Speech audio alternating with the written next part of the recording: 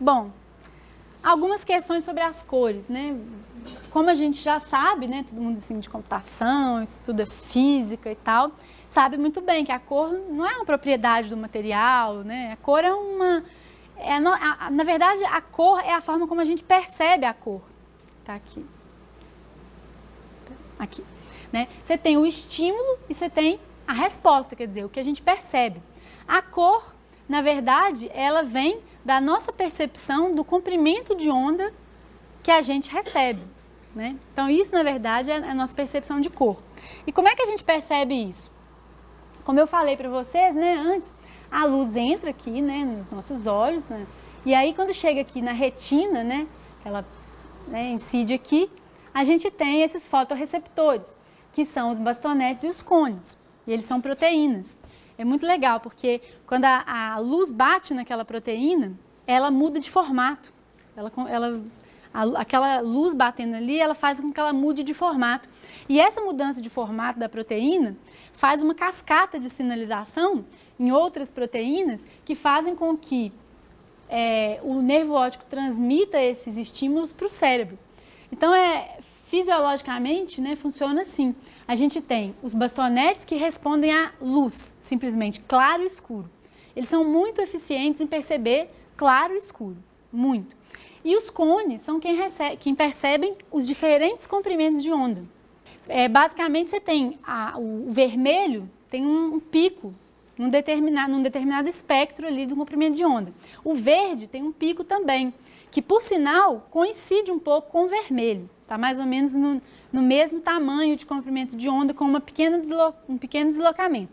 E você tem o azul, que já está num lugar diferente do espectro.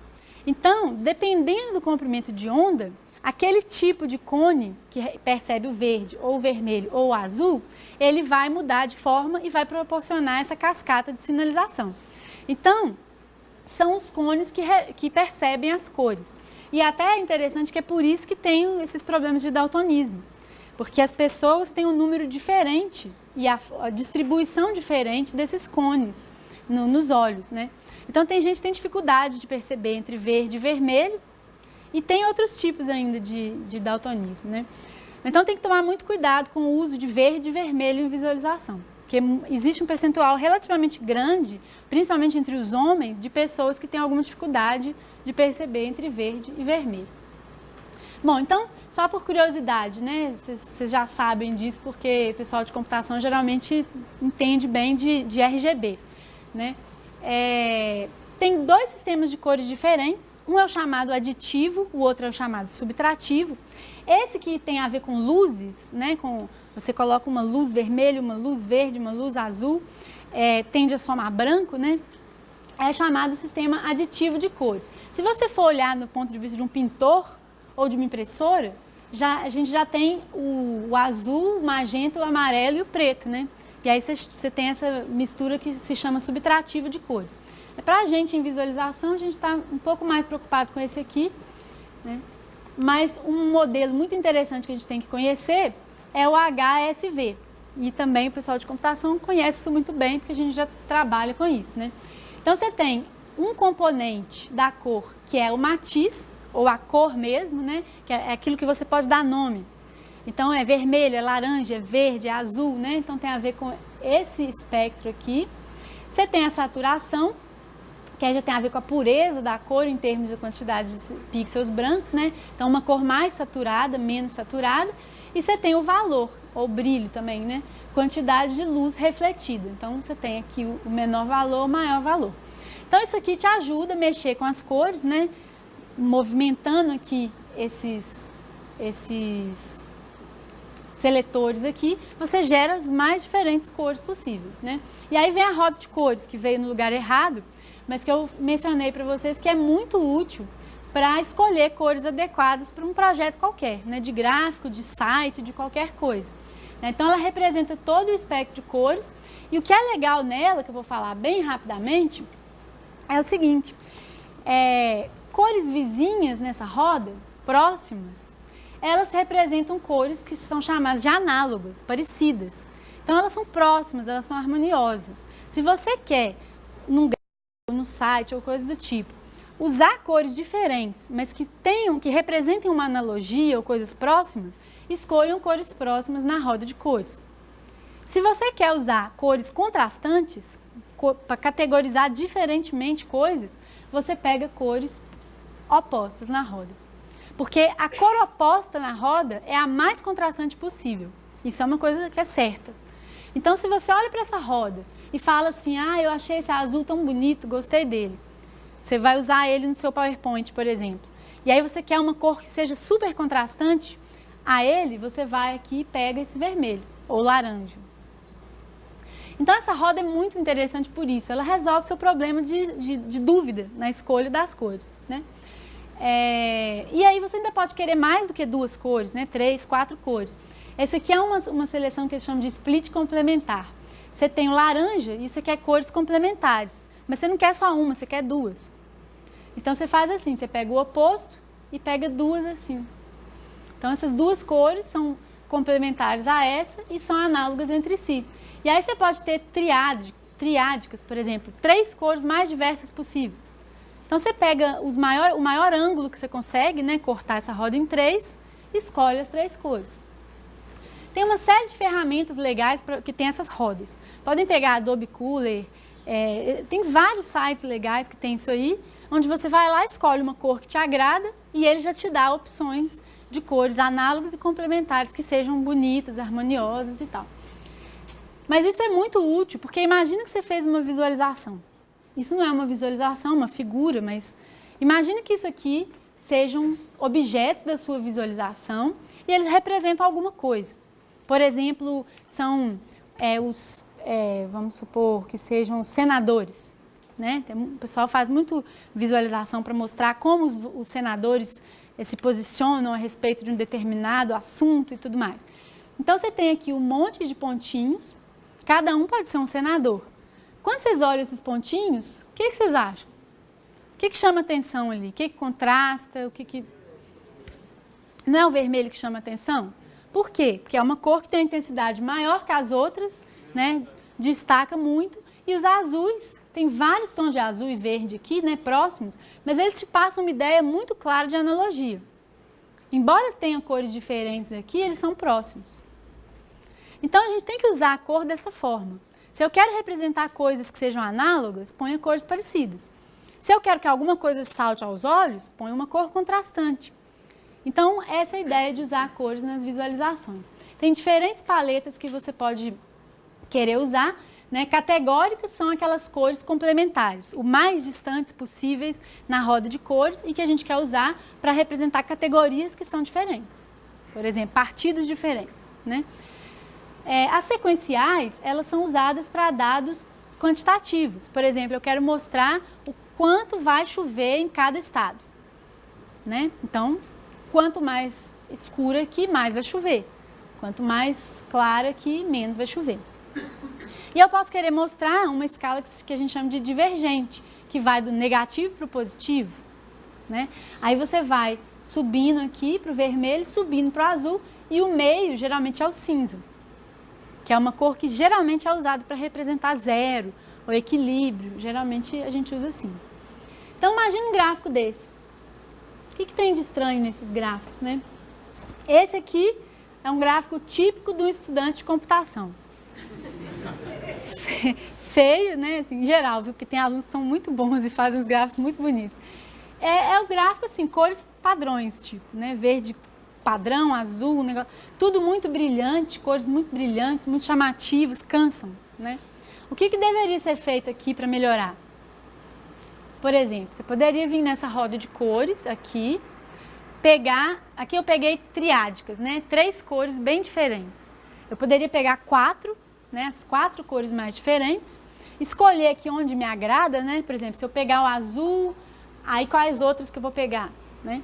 E aí uma coisa que a gente deve fazer, diminuir o brilho. Não coloca as cores mais brilhantes, põe um pouco menos de brilho e vai ficar legal. Geralmente fica bonito. Podem tentar. Esse gráfico tem um outro defeito, né? O que chama atenção no segundo gráfico? O vermelho. E o resto são umas cores meio pastéis, né? Meio claras, meio parecidas entre si, muito esquisito. Então, assim, é um exemplo bem carregado para chamar atenção, mas às vezes a gente faz isso sem querer.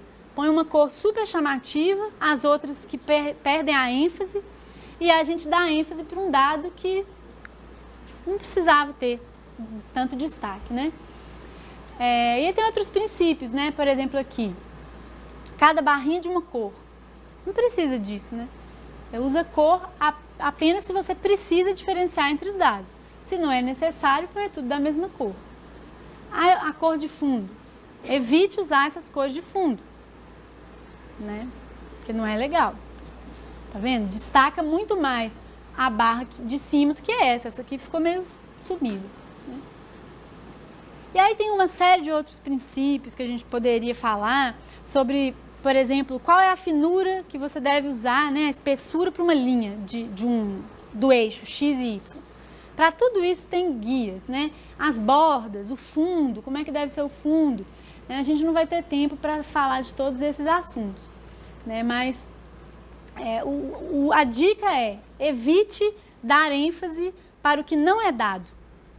Então, se é legenda, se é borda do gráfico, se é o fundo, se é aquele grid que a gente põe no gráfico, pode usar, mas ponha sempre a linha bem fininha e de preferência um cinza, uma cor assim. O dado, que é a linha, os pontinhos, aí sim você pode pôr cor, pode pôr tamanho, pode pôr espessura, que tem que ter ênfase com relação ao que não é dado. Então essa dica é uma dica boa. Bom, aí sobre os relacionamentos entre os dados, e aí isso é uma das coisas que a gente trabalha muito na disciplina, são os relacionamentos quantitativos entre os dados e os padrões analíticos que a gente pode tirar desses gráficos. Bom, então esses são os principais que a gente trabalha. O que é um relacionamento quantitativo entre os dados? Geralmente os dados que a gente estuda, né, trabalha, são quantitativos, ou seja, são valores, medidas. E eles têm relacionamentos com outros dados. Então esses relacionamentos podem ser de vários tipos. Por exemplo, eu posso ter um dado que evolui com o tempo, muito comum. Então ele se relaciona com uma outra variável que é o tempo. Por exemplo, imagina o número de usuários do Facebook e o tempo, né? Isso é uma série temporal. Para a série temporal, tem uma série de técnicas de visualização diferentes e para cada técnica pode ter uma série de algoritmos diferentes. Outro relacionamento, ranking. Os dados eles podem ser ordenados. Faz sentido ordenar, não faz? Eu quero ordenar, por exemplo, o candidato que foi mais votado e o menos votado, né? Então, é outro tipo de relacionamento quantitativo entre os dados, que tem várias formas de visualizar. Parte toda a gente já mencionou um pouquinho, né? Tipo, é o gráfico de pizza. Como as partes se relacionam com o todo. Desvio. Desvio é importante também. Eu tenho um conjunto de valores e um outro conjunto de valores e eu quero saber como um se diferencia do outro. Por exemplo, como as vendas se diferenciam do valor esperado. Então, tem uma série de formas de destacar esse tipo de relacionamento. Distribuição, muito famoso, né? Quero saber como os meus dados se distribuem no intervalo. Né? Tem distribuição normal, né? Todas essas coisas. Então, é importante saber qual a média, como eles se desviam, né? Se tem um pico, se tem dois, como é que, né? Então, tem uma série de formas de estudar isso. Correlação. Eu tenho várias, pode ser duas, mas podem ser várias séries de valores e eu quero saber se eles se correlacionam. Como saber se eles se correlacionam? Então, tem um monte de técnicas para visualizar isso. E multivariados, né? Muito comum. Você tem dados que são multivariados, você quer estudar o comportamento deles, né? Por exemplo, você quer comparar carros, sendo que carro tem uma série de atributos, né?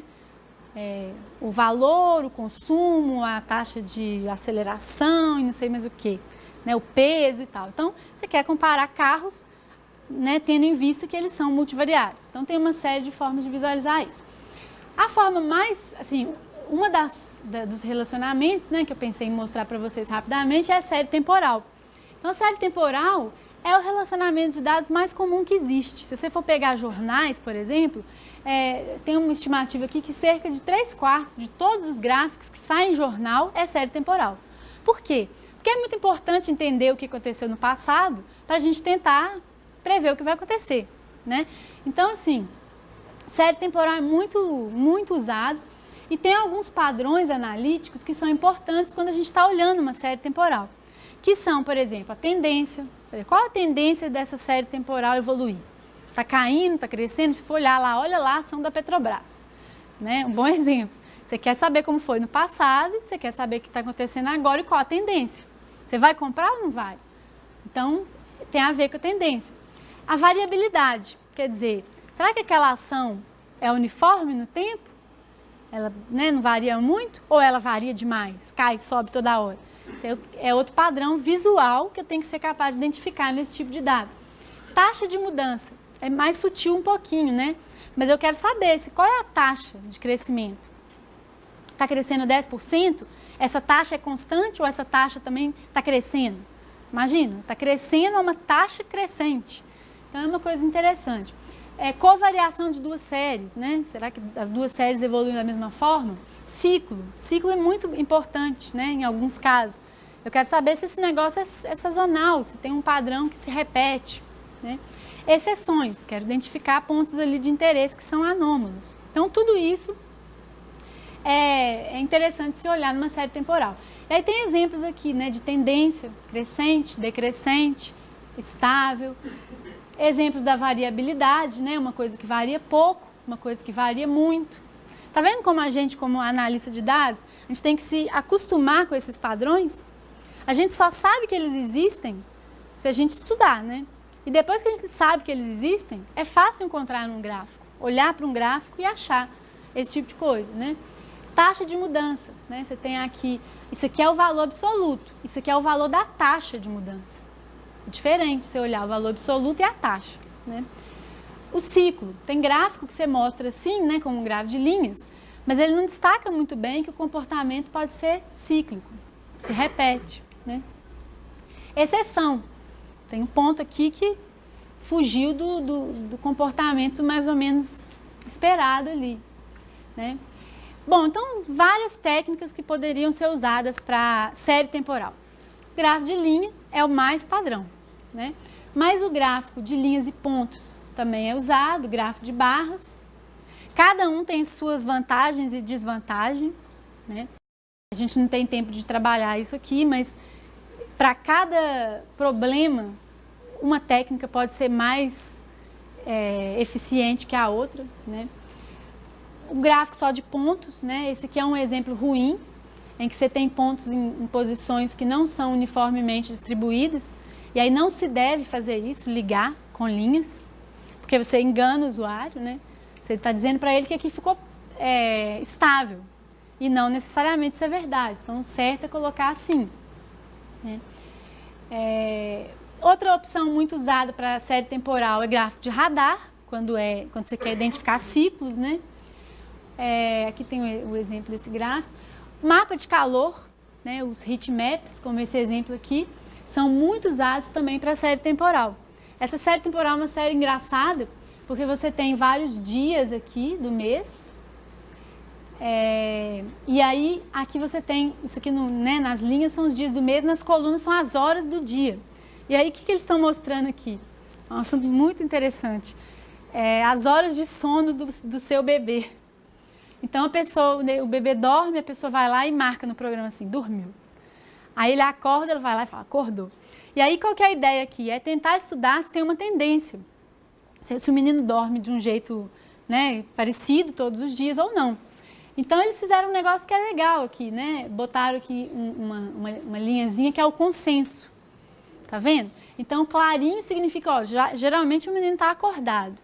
E o escurinho está dormindo. Isso é legal, você pode marcar horário de visita, horário de sessão de fotos, etc. e tal. Se tiver um padrão, né? Porque tem hora que o menino dormiu, 5 minutos depois já acordou, e você fica lá, no meu caso funcionou muito bem esse negócio. Mas é uma série temporal, né? E é um tipo de representação que te ajuda a identificar a tendência e também poderia te ajudar a identificar uma exceção, né? Por exemplo, vai que o menino dorme muito bem e teve um dia lá que ele dormiu mal.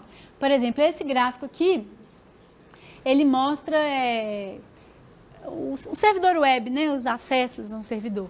E aí tem os dias aqui e as horas. O que vocês acham que tem de legal nesse gráfico, olhando assim? Tem uma tendência e tem uma exceção, né? Tá vendo como tem muito dado ali? É denso, mas a gente é capaz de identificar o que salta aos olhos? Então, você tem muito acesso aqui, entre 7 e 5 da manhã, ou se não é o contrário, né? Talvez sejam poucos acessos, não sei. E você teve um dia aqui que é excepcional. Né? Box plots. Os box plots, eles são úteis para combinar distribuição com série temporal. Ou seja, você mostra como evoluem as distribuições de salários aqui, ao longo do tempo. Então, não tenho tempo para entrar em detalhe, mas box plot é uma representação também muito usada. Os gráficos de ponto ou scatter plots animados. Vocês já devem ter ouvido falar desses gráficos do Gapminder, que eles chamam de motion chart. Né? É um gráfico que as bolinhas, você dá um play aqui, as bolinhas vão andando, e é uma forma de visualizar a série temporal. Há várias críticas em cima dessa representação. Por quê? Porque você tem umas 50 bolinhas aqui. Né? Ela tem um eixo X, que é um valor qualquer, o eixo Y, que aqui também é quantidade de crianças por mulher, né? E você dá um play e elas começam a andar. No final da andança das bolinhas ali, o que você grava na sua memória? Você vai ter uma noção geral do que aconteceu, né? Então, por exemplo, se você deu uma sorte daquele gráfico ser fácil de memorizar e as bolinhas estavam todas aqui no início e foram parar todas aqui no final, você vai saber isso. Você vai falar, andou daqui para lá. Ou seja, né, nesse período que eu analisei, aconteceu isso. Mas você não grava. Por exemplo, eu vou te perguntar assim, como é que foi o comportamento do Brasil nisso aí? Você não vai saber. Então, tem várias críticas que podem ser feitas. E aí tem muitas visualizações que não são essas tradicionais estatísticas, né? Esses mais novos, tipo gráfico de linhas empilhadas. Esse paper aqui é um paper que já está ficando antigo, mas era bem legal, é um gráfico para visualização de nomes, de registros de crianças, né? Que eles fizeram? Eles pegaram os dados do SSA, né, dos Estados Unidos, e aí pegaram para cada década a lista dos 1000 nomes de meninos e meninas mais comuns registrados lá. E aí dava mais ou menos 6.000 séries temporais, 6.000 nomes diferentes. E a ideia deles era permitir que as pessoas navegassem nesses dados. Olha quanto dado. 6.000 nomes em vários anos aqui, desde 1880. E eles fizeram isso aqui, que é bastante legal, bem interativo. Você pode começar a pesquisar, assim, por exemplo, mostrar para vocês aqui. Por exemplo, por nome. Você coloca lá, aí ele vai se reorganizar, né? Ele é bem interativo. Vai aparecer todos os nomes que começam com O. Então, ficou isso aí, o gráfico. Tá vendo? E a codificação visual também é bem bacana, que é assim, rosa para mulher, azul para homem. E quanto mais brilhante, assim, mais intenso, né? Mais famoso o nome é hoje, né? Então, você consegue brincar um pouquinho. Aqui tem um exemplo de pesquisa, tudo que começa com lat, né? Aí ficou latixa, lataxa e assim vai, né? O que é legal dessa visualização que eu achei é o seguinte, é bobinha, mas assim, são 6.000 séries temporais, né?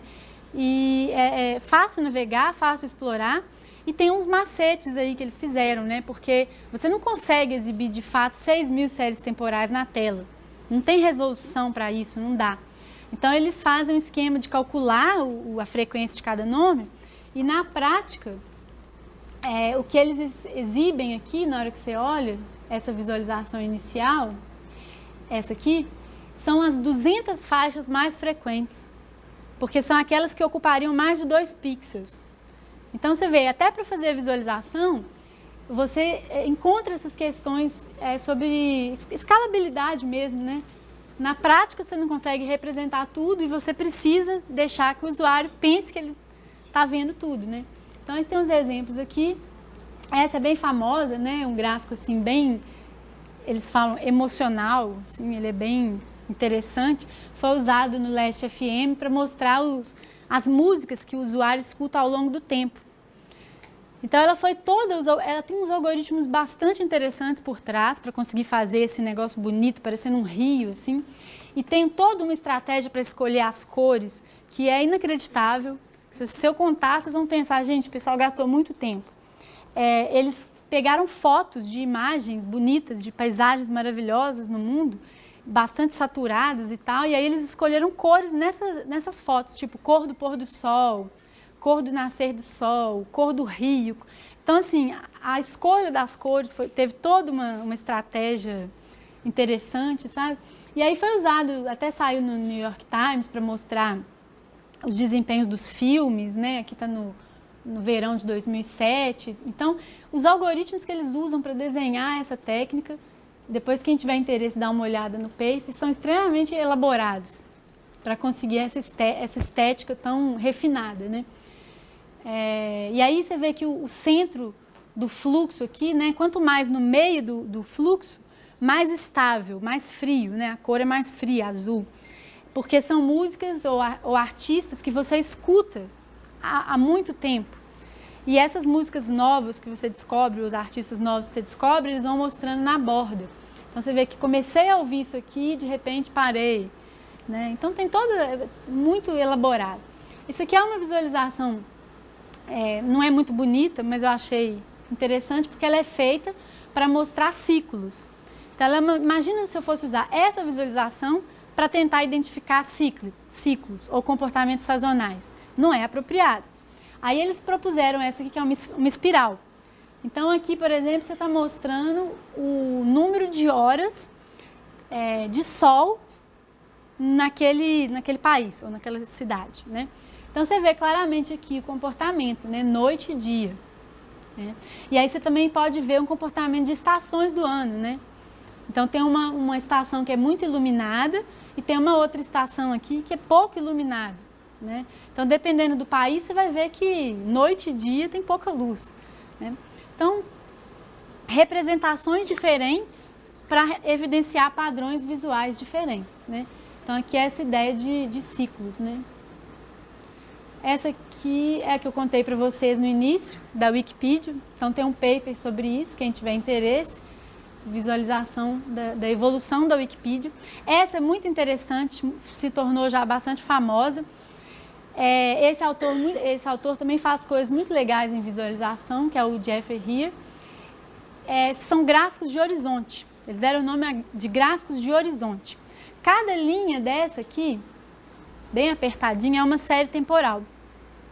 Vocês estão vendo, tem muitas, né? Muita série temporal. Um problema grande que a gente enfrenta às vezes é esse problema de como representar 6.000 séries temporais. Como comparar isso, né? Se torna difícil. Você não consegue amontoar todas, porque vira um cabelo, né? Um bolo de cabelo, uma em cima da outra.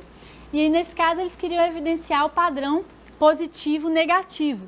Então, por exemplo, se fossem ações da Bolsa, eu queria saber se elas estão, né, positivas ou negativas, crescimento, né? Então, eles fizeram uma espécie de empilhamento da barra. Eles viram que gastava muito espaço para representar os picos e os vales da barra. Então, eles espelharam, representaram como negativo vermelho e eles ainda cortaram aqui os picos e empilharam. Olha que coisa engraçada, né? Comprimiram a visualização e fizeram um negócio assim bem estranho, né? Mas o artigo é muito interessante, porque ele avalia exatamente a capacidade do usuário em interpretar isso. Então, ele tem todo um estudo com o usuário que mostra quando é que foi útil empilhar, quando é que não foi, se a pessoa conseguiu enxergar o padrão que ela tinha que enxergar ou não. Então isso aqui é para exemplificar, né, como existem técnicas diferentes para série temporal, por exemplo. Então, aqui você tem, isso aqui são eletrocardiogramas, se eu não me engano. Você tem lá milhares de séries temporais e você quer fazer um estudo delas comparativo. Você quer saber se tem um conjunto que é parecido entre si, que se associa a uma certa doença e outro que não está, né? Então, tem várias técnicas para você visualizar os agrupamentos das séries temporais. É bem variado mesmo. E aí, como eu já mencionei, estou terminando, né, que eu já venci meu prazo ali. para cada coisa dessas, muitos algoritmos podem ser usados, né? Então, só vou dar um exemplo rápido, para vocês terem uma ideia, do Trimap, né? Trimap eu contei para vocês, né? Que eu dei o exemplo da Bolsa de Valores, lembra? Que tinha aquele gráfico laranja e azul, né? Então, aquele Trimap é uma visualização que tem, se eu pedir para vocês desenharem, fazer um, cada um pode fazer um diferente, né? Tem explicação do que é do que significa, mas basicamente ele é uma variação do problema do binpacking, né? Que é para eu resolver o problema do posicionamento dos retângulos ali dentro daquela área. Eu tenho uma área e eu quero desenhar cada nó folha como um quadrado ou um retângulo, né? Que pode ter razões de aspecto variadas, né? Ele pode ser largo assim, ou pode ser alto, ou pode ser quadradinho, né? E aí você tem que desenhar eles ali dentro e fazer ele caber no espaço da tela. Então esse é o problema. E aí tem uma heurística que eu vou mostrar rapidamente, que ela é simplesmente um caminhamento em pré-ordem na árvore, que basicamente é o seguinte: isso aqui é a hierarquia que eu quero desenhar lá. Aqui é o nó raiz, né? E ele tem um valor de 16, que é a soma dos valores das... Ou deveria ser, tem um erro aqui, né? 10, 2... Ah, não, tá certo, é porque tem umas folhas ali perdidas, tá? Eu somei aqui embaixo e achei que estava errado. Mas, bom, então eu quero representar 16 unidades nessa área, que é 12 por 8, sendo que eu vou representar os filhos, né? Os retângulos dos filhos. Então, eu vou caminhando em pré-ordem aqui, pego esse aqui e olho os filhos dele. 3, 3 e 10. Então, eu divido a área proporcionalmente a 3, 3 e 10. Qual área que eu divido? Eu corto assim na horizontal ou na vertical? Depende do lado maior. Então, a escolha do algoritmo é cortar o lado maior. Como o lado maior era 12, ele corta assim. Aí, continuo caminhando aqui, vou caminhar no B3, né? Ele tem 2 filhos, é 1 e é 2. Como ele era mais alto que largo, eu vou cortar assim. Entendeu? Agora eu vou caminhar pelo C. O C não tem filhos, tá pronto. Vou caminhar pelo D. O D tem 3 filhos, eu vou cortar assim, né? Na direção maior. E aí continuo, né? O G vai ser cortado ao meio, tem 2 filhos do mesmo tamanho. O I vai ser cortado em 4 do mesmo tamanho, terminou. Olha que simples, né?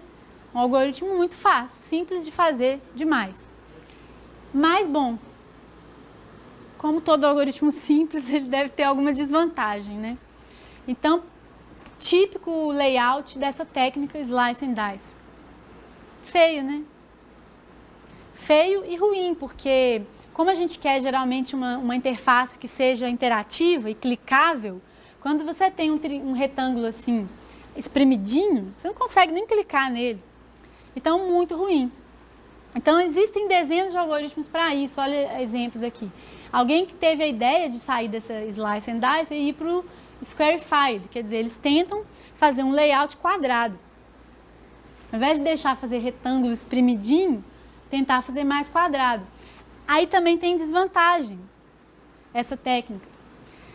Uma das maiores desvantagens do Trimap é o seguinte: ele é uma técnica legal, interessante, bonita, mas se você quiser comparar 2 Trimaps, vou dizer que é impossível, mas é muito ruim. Por quê? Imagina que eu te dou um Trimap da Bolsa de Valores, igual eu mostrei, de 2008, e logo abaixo eu ponho o de 2009, e o de 2010, e por exemplo isso. O que acontece? Se você pensar nas tarefas analíticas que o usuário vai fazer quando ele vai comparar os 3, ele vai chegar e procurar a MRV, por exemplo, no de 2008. Aí ele vai olhar e falar, MRV. Na hora que ele for para de 2009, o que ele tem que fazer? Achar a MRV. E ela vai estar em um lugar completamente diferente, porque o algoritmo funciona assim. Então, comparar 3 Trimaps é inviável, não é legal, não é uma coisa que funciona. E aí, por isso, eles criaram outros algoritmos, por exemplo, baseado em pivoteamento. A ideia do pivoteamento, do algoritmo, é que você consegue fazer um Trimap mais ou menos ordenado. Então, como você escolhe um pivô, que pode ser o maior quadrado ou o médio, né, vocês têm alguma forma de escolher, ele fica mais ou menos ordenado. De forma que quando você plota ele várias vezes, ele fica mais ou menos posicionado de forma parecida, né? Desculpa. Mas mesmo assim muito complicado. E aí, finalmente, um exemplo aqui de nuvem de termos, né? Eu mostrei para vocês aquela nuvem de termos bonitona, né? Lá da Bíblia e tal. Linda, né? Mas olha como é que isso começou. Começou assim, né? Antigamente, quando apareceram as primeiras nuvens de termos, elas eram tags, aquelas tags que a gente usava para rotular página de blog, coisa assim, né? Elas eram feitas inline, porque elas eram feitas em HTML, né? Então ficava tudo na mesma linha. E aí elas eram úteis, né? O pessoal gostou quando apareceu essa ideia de pôr palavras maiores para representar palavras frequentes e tal, mas olha como era feio. Um monte de espaço em branco, inútil, né? Então tinha vários algoritmos. Inclusive esses algoritmos aqui são baseados no algoritmo de programação dinâmica do LaTeX. Né? Aquele mesmo algoritmo do LaTeX que faz aquela tipografia toda bonitinha, né? Justificada e tal, é um algoritmo de programação dinâmica que tenta posicionar as palavras de forma a minimizar os espaços em branco. Então são algoritmos interessantes, bem elegantes, mas que os resultados são esses, né? E aí você tem esse outro aqui que é baseado em trimaps, uma nuvem de termos com algoritmo de trimap, e esses bonitos aqui que são Wordle, que são bastante legais, foram bastante usados em jornais, tá vendo? Para mostrar campanha do Obama e tal. Mas é um algoritmo que eu vou mostrar para vocês assim, um slide muito legal. Como é que eles fizeram aqui? É muito elegante também. Para você posicionar uma palavra numa nuvem, né? No início é fácil. Você tem uma tela vazia, você pega uma palavra e puf, põe lá. Não é fácil? Mas aí quando eu vou colocando mais palavras, vai ficando difícil, né? Por quê? Porque colide. Começa a colidir. Aí qual é a estratégia de posicionamento dele? Ele tenta, por exemplo, aqui, tá vendo Dinamarca? Ele tentou posicionar aqui, no meio desse círculo, dessa espiral. Tentou, não conseguiu. Aí ele começa a andar numa espiral. Ele tenta posicionar ali nessa espiral e ele tenta na horizontal e na vertical, né? Pelo menos nesse caso aqui, tem essas duas posições possíveis. Ele vai tentando. Isso não deveria ser caro? Computacionalmente? Deveria, né? Porque para cada palavra que eu vou pôr, eu tenho que testar se ela colide com todas as palavras que já estão na tela. Várias vezes, até que não colida. Então, imagina como é que eu consegui pôr esse Dinamarca aqui. Deu um trabalhão, né? Aí, o que é mais bacana é o seguinte, eles usam essa caixa delimitadora hierárquica aqui, e que basicamente é o seguinte, para cada palavra daquelas, né, ele faz uma caixa, que é a mínima caixa que poderia envolver essa palavra, né? Então, tem essas caixas aqui. Cada palavra é um símbolo desse, uma figurinha dessa daqui. E aí, aqui nesse caso, tem uma árvore binária, né? Porque cada par de palavras, ele pôs numa outra caixa, né? E aí foi subindo na árvore, tá vendo? Só que, aqui a ideia seria a seguinte, ao invés de eu pesquisar se a palavra colide contra todas as outras palavras que estão lá, eu só pesquiso no ramo onde eu estou tentando pôr ela. Então, por exemplo, estou tentando pôr a palavra aqui, puf, nesse lugar. O que eu vou olhar? Eu vou olhar só o ramo, cadê o ramo? De cá, da direita. Entendeu? Porque o ramo de lá não vai colidir, eu não estou naquela parte, né? Então, é muito legal, muito elegante. Na verdade, eles usam uma quadritri. Eles dividem o espaço em 4 ali, né? Aí vira essa árvore quaternária, tipo essa daqui, né? E acho bastante interessante, assim, você vê, imagina a tela dividida em 4. Cada nó desses é um quadrante dessa tela. Esse um aqui está em branco, por quê? Porque nesse quadrante não tem nenhuma palavra, está em branco. Esse segundo quadrante está cinza, por quê? Porque ele está parcialmente preenchido. Tem palavra, mas ainda tem espaço. O terceiro quadrante também é cinza e o quarto quadrante é preto. Ou seja, eu nem preciso tentar pôr uma palavra ali. Porque se eu bater aqui, ó, eu já estou cheio, não tem espaço nenhum. Entendeu a ideia? Então, é um algoritmo extremamente eficiente para testar se tem colisão ou não. Então, é só para vocês terem uma ideia, né, que visualização de dados tem essa vertente percepção, né? Tem que entender de como funciona a percepção, visão, cores e tudo mais. Tem que conhecer técnicas, quer dizer, qual a técnica mais apropriada para o seu problema. E também tem que gostar de algoritmos, porque para fazer uma coisa simples, né, visualmente simples, você tem algoritmos que podem ser elaborados, estruturas de dados interessantes e tal. E aí, eu terminei, viu, gente? Só mesmo por curiosidade, passei só 3 minutos do meu prazo, porque eu tinha até meio-dia 10, teoricamente. Mas só para vocês terem uma curiosidade, a gente tem usado duas linguagens, bibliotecas diferentes para desenvolver. Uma é o Processing, que ela é muito usada pelo pessoal de design. Você programa tudo, tudo é código. Ela é muito parecida com Java, né? Hoje tem módulo Python já, eu nunca usei. Ela gera hoje em dia JavaScript também. Mas no Processing, basicamente, você programa tudo. Cada linha que você quer desenhar na tela, você tem que usar um comando para programar aquela linha e tal. É bem gostoso fazer programa em Processing, eu acho gostoso, assim. Então, essa interface dele é um IDE bobinho e bem simples que ele tem, mas você também pode desenvolver em outro IDE. Isso aqui é uma brincadeira que eu fiz, um tutorial para desenhar isso daqui.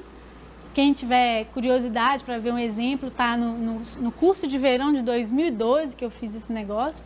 Então, esse é o processo. E agora a gente está bastante engajado em usar o D3, que é Data Driven Documents. Já é uma outra iniciativa, que já é mais uma biblioteca, que já tem dezenas, se não centenas de visualizações prontas para usar e reusar, né, e modificar.